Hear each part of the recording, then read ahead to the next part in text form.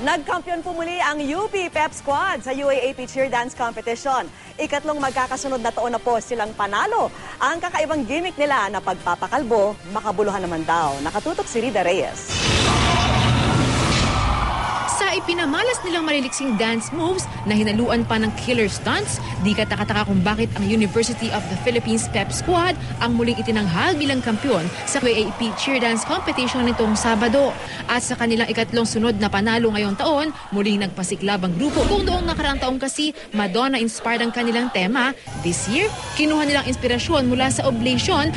After maging blonde, parang yun kagad yung isip niya, parang ano na next? So, next time talaga is magpakalbo. And then, tamang-tama lang din na best way to represent the Oblation is yung magpakalbo nga.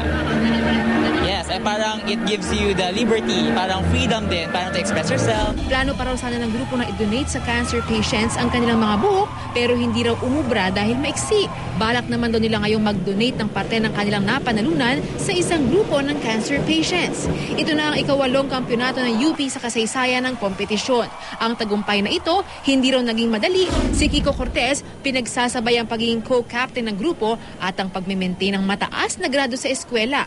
Running for magna cum laude. Hindi siya ganun kadali kasi may standards na kailangan kang i-keep dahil UP Pep Squad yan. Iba yung tingin sa'yo ng mga tao.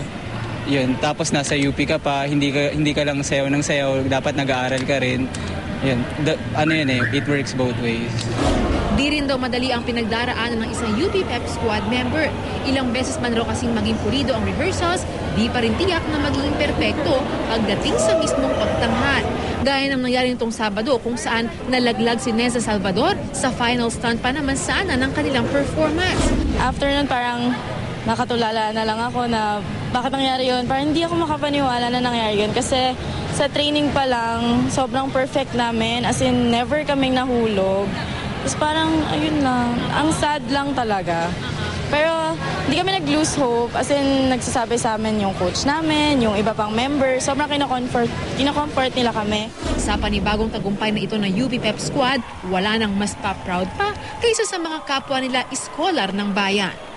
Proud po, sobra, kasi iba yung performance nila compared sa lahat. And ang bilis nung paggawa nila, tapos flawless. Yung dulo, wala na yun eh. Dati nagpapakalbo, tapos ngayon parang na-inspire ulit ang magpakalbo sa pagpapagupit nila. Kasi parang yun, nag-represent yun ng equality sa sex. Rida Reyes, Nakatutok, 24 Oras.